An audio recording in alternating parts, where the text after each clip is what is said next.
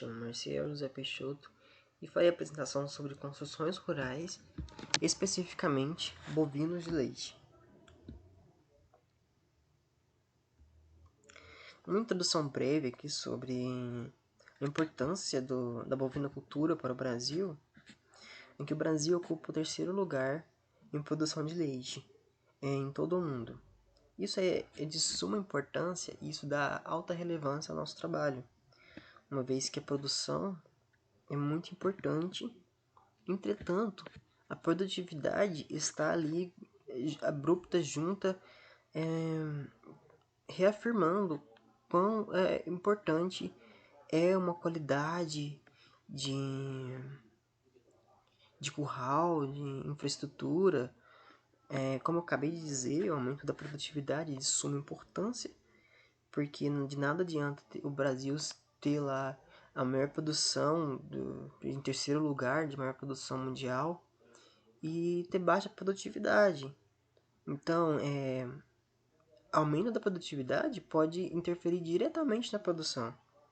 E um dos fatores que pode interferir na produtividade são condições ambientais, condições nas quais os animais estão hospedados, como, por exemplo, a densidade de animal alta é um dos fatores que podem vir a comprometer a produtividade, como, por exemplo, a competição por comida. Isso é muito importante. Acúmulo de matéria orgânica, porque quando os animais estão muito juntos, eles têm ali um acúmulo de matéria orgânica por conta da falta de espaço. Esse acúmulo de matéria orgânica dá uma umidade maior, e essa umidade maior cria um ambiente perfeito para micro-organismos, como fungos e bactérias e vírus. E isso pode vir a contaminar animais e ter uma maior probabilidade de ocorrência de surtos ou casos clínicos que possam vir a comprometer a vida do animal e assim afetar diretamente na produtividade e produção. Então, qual que era o objetivo do meu trabalho? Eu tenho um objetivo, trazer uma proposta da qual é uma instalação rural para bovinocultura de leite, de forma que eu possa proporcionar um melhor conforto tanto para os animais quanto para o homem que está ali no campo trabalhando, lidando com todas as situações do dia a dia. E para isso, essa minha construção deve oferecer formas que amenizem as diversidades climáticas que estão inerentes ao meio ambiente. Então, eu quero otimizar a mão de obra do produtor rural, diminuir os trabalhos e torná-los menos árduos, uma vez que é muito cansativo ficar ali agachado para tirar leite, pode acarretar seríssimos problemas à coluna e demais problemas à saúde. Vai trazer uma economia significativa do tempo. Consequentemente, eu vou poder trabalhar mais em menos tempo. Então, posso aumentar a renda da propriedade agrícola por meio da maior produção de animais. No caso, seria de leite. Bem quanto a manutenção do conforto e bem-estar animal. Como eu havia falado, o bem-estar animal é de extrema importância quando se relaciona com a produção.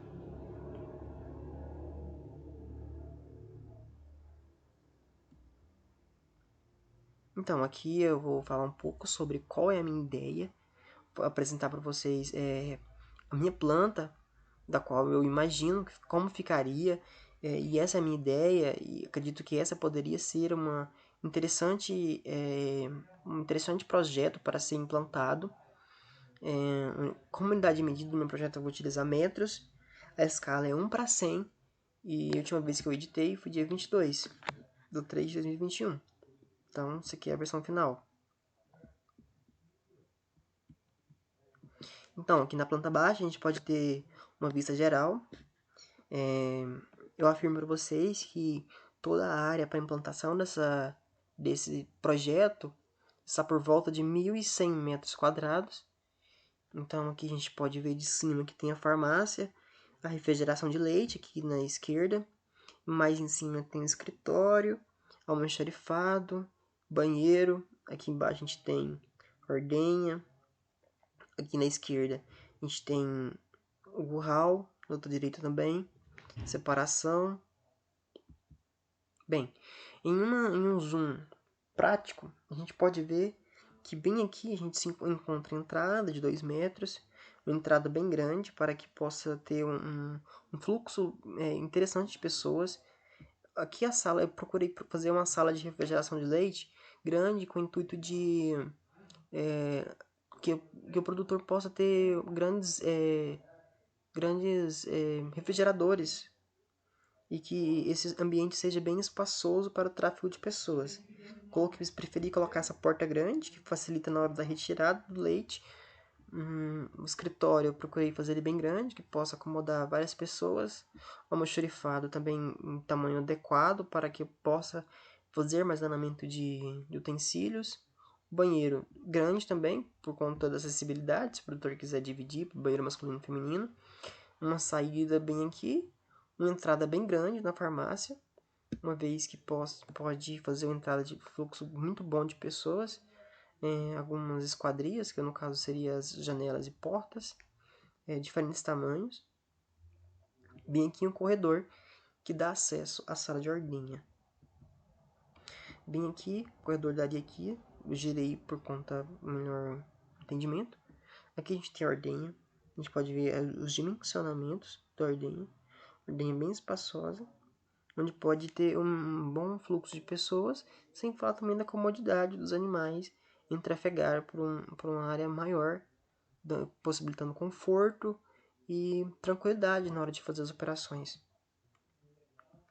Bem aqui a gente tem um corte da frente do galpão. Aqui à esquerda a gente pode ver que aqui tem a porta que dá acesso ao escritório.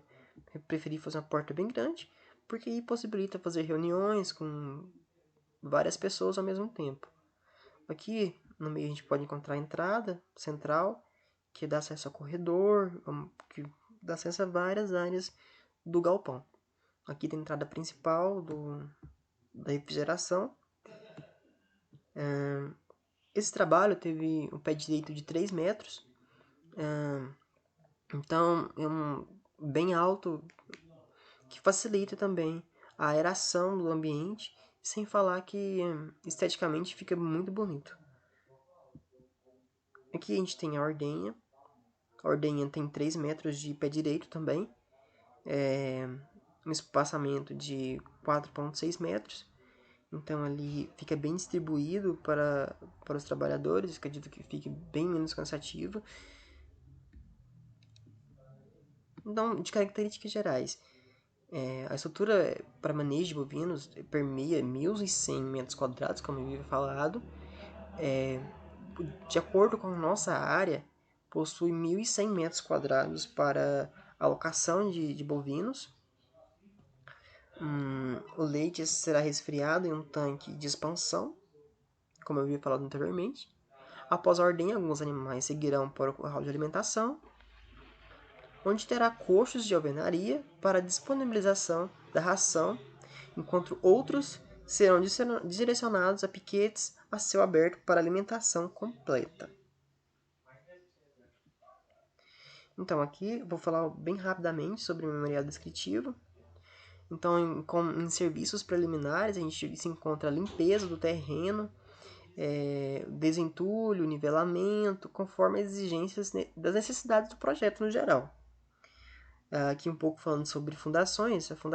A tensão admissível do terreno para efeito dos cálculos das fundações considerou 2 kgf por centímetro quadrado de tensão admissível a 0,5 metros de profundidade.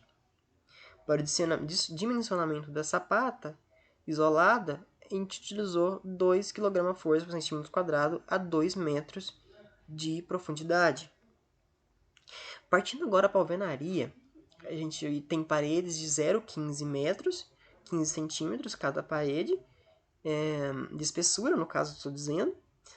Utilizei blocos de 9 por 19 por 19, assentados em argamassa e cimento, traço 1:3, com espessura entre tijolos de 1 centímetro de argamassa.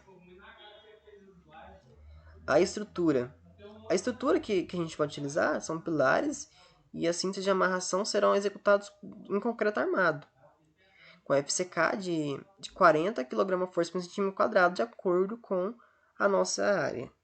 O aço de K32, o traço de 1:2:3. Areia, cimento, areia e brita, de acordo com as regras da ABNT. Então, nesse trabalho, a gente vai ser disposto de 23 sapatas, colunas/sapatas. As colunas terão um dimensionamento de 0,15 por 0,20 centímetros. As sapatas terão um dimensionamento calculado de 80 centímetros e altura de 0,48 metros. No caso, 48 centímetros. No telhado a gente utilizará tipo de telha colonial de barro, assegurados sobre suporte de madeira com tamanho determinado pelo projeto. Então, no final, a gente determinou a quantidade de madeiras que a gente acreditou ser necessário para para assegurar o telhado. Então, o piso a gente usou para concretagem, o piso da construção, o traço de cimento 1:3:6, com espessura de 4 centímetros, porque a gente achou que seria suficiente para aguentar a pressão sobre o piso. Para a cimentação, a gente utilizou um traço de 1:4, cimento areia, do qual será utilizado para toda a obra com 1 centímetro de espessura. Então, para revestimento, a gente utilizou as paredes tanto do lado exterior como do interior. Acreditamos que a gente chapisque. A argamassa necessária para realizar o procedimento será formulada a partir do traço 1:3, espessura de 1 centímetro também. O reboco em todas as paredes será realizado tanto do lado exterior quanto do lado interior. Falando um pouco agora das esquadrias, a gente precisará de 12 portas, e essas portas terão 4 tamanhos diferentes. Então, lá na porta de entrada, um tamanho, a porta principal do refrigerador de refrigeração de leite também será um tamanho diferente, assim como a porta do banheiro, do almoxarifado, da entrada secundária do escritório, todos serão tamanhos diferentes. Partindo agora com um pouco de cálculo, a gente tem aqui a fórmula do PC, que é da quantidade de cimento, peso de cimento por metro cúbico. Então, para todo o cimento que a gente utilizou essa fórmula. E quando não era essa fórmula, a gente usava aquela fórmula de 1/4 dividido por tal. Quantidade de areia e embaixo quantidade de brita. E mais embaixo, quantidade de água necessária para cada operação. Vou falar um pouco da fórmula de fundações. Então, aqui a gente precisou de calcular a carga do telhado, né? Que a gente calculou, que deu 4.245,60 kg. Então, para isso a gente teve que calcular o peso do telhado e multiplicar pelo peso por metro quadrado, que é um peso mais tabelado. Da viga 2, que é a viga próxima ao solo, a gente teve que calcular o volume da seção e multiplicar por peso em metros cúbicos, que deu por volta de 365 kg por metros cúbicos. Aqui a gente tem a alvenaria, que é as paredes, o volume da seção vezes o peso do metro cúbico. Embaixo a gente tem a viga 2, que é o volume da seção vezes o peso por metro cúbico. Embaixo, toque pilar, volume da seção vezes o peso por metro cúbico. Embaixo a gente tem terra compactada, que é a soma de todos os pesos anteriores mais 30%. Então, se eu pegar todos os pesos e multiplicar por 1,3, dá o mesmo resultado. Para isso, a gente só fez a soma de todas as cargas para atacar diretamente aqui nessa fórmula. Porque através dessa fórmula eu descobri qual era a minha largura de cada das sapatas. Então, jogando direto na fórmula, a gente chegou a 0,8 metros de comprimento vezes largura. Após isso, a gente teve que calcular também a altura dos nossas sapatas, uma galinha, a área de seção dos ferros, a quantidade de ferros necessária que a gente deve colocar nesse trabalho.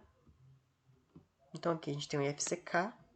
Nosso trabalho, como pode ser visto aqui, correspondeu aos requisitos mínimos para a implantação do projeto. Então não vai ter nenhum problema de rasgo ou de quebra de nenhum dos problemas que são costumeiramente vistos. Aqui tem a fórmula que eu mencionei anteriormente, que é lado vezes lado, que ele é quadrado, que a gente descobriu qual que é a área de apoio do bloco. E bem aqui chegou a parte mais interessante do trabalho, que é onde a gente vê qual é o preço que fica isso tudo. Em quesito materiais, porque além desse preço aqui, ainda é crescido mais 30% de energia por conta das instalações, mais a hidráulica, instalação hidráulica, e sem falar também num dos fatores que mais acrescem o valor de obras, que são pedreiros, para executar toda a obra, né? Então ali de cimento a gente pode ver que só para a cimentação foi 104,16 quilos, que dá por volta de 39 sacos de cimento de 50 quilos. Eu quis separar as fundações, porque as fundações elas precisam um pouco mais de cimento, porque elas que vão dar a base de tudo. Então a gente pode ver que de cimento a gente utilizou quase 200 sacos. Aqui a gente pode ver a cal que a gente utilizou para fazer justamente o reboco. Ali a gente tem a areia fina, que trabalhou junto com a cal para fazer o reboco das paredes. Aí a gente tem a areia grossa, a brita, 1,42 metros cúbicos. A água, que pode ser um preço variável, justamente porque em vários locais pode ter preços diferentes, mas entretanto eu acredito que a água não seja em grandes proporções os valores obtidos no preço. A terra, que acredita que quando na hora da obra irá gerar um volume de terra, esse volume de terra pode ser reaproveitado na obra. O número de tijolos, que é um valor que pode ser variável, porque aqui a gente não tem uma consideração de quebra, de até mesmo transporte. Então ali a argamassa do piso e do outro lado o piso. Na nossa obra a gente procurou colocar piso tanto quanto no banheiro como na farmácia, que eu acho que é importante, e assim como também no escritório. Aqui embaixo a gente tem nessa linha de quantidade, a gente pode ver bem quanto que vai precisar de cada um desses itens. E embaixo o preço, que pode parecer um pouco assustador, entretanto ainda é um pouco baixo, porque depende muito do valor no mercado no momento. Então é interessante que faça uma pesquisa antes sobre preços, faça uma consulta, se for preciso, faça um orçamento mesmo, para que não assuste na hora de ver o preço. Aqui a gente, para fundações, a gente pode ver que o valor de ferro é um valor significativamente alto, entretanto é um investimento necessário, porque ele que vai dar o sustento para toda a obra, a segurança e a durabilidade. Então tem que ver isso como investimento, não como um gasto. Ali a gente tem areia grossa, novamente, né? A brita e o cimento, novamente. E aqui a água, que, como eu disse anteriormente, são custos variáveis. Então não adianta eu trazer um valor se cada região vai ter um preço diferente. Aqui a gente tem as telhas em metros por quadrados. Então, Tá 11,88 metro quadrado de telhas. Aqui a gente tem a vigota. Vigota depende muito da região, o preço. Aqui na minha região eu consegui aqui 75,6 metros de vigota por R$ 424,32 reais. Nós acreditamos que esse tamanho, esse tanto de madeira seja suficiente, de acordo com os nossos cálculos. Entretanto, a gente acredita que pode acontecer de variar tanto para cima quanto para baixo. No preço total do nosso projeto, um investimento de R$ 28.089,92, sem contar com os gastos com pedreiro e mão de obra. Então, eu recomendo fazer um estudo prévio para depois efetivar a obra em si. Bem, então é isso. Muito obrigado pela atenção. Até mais.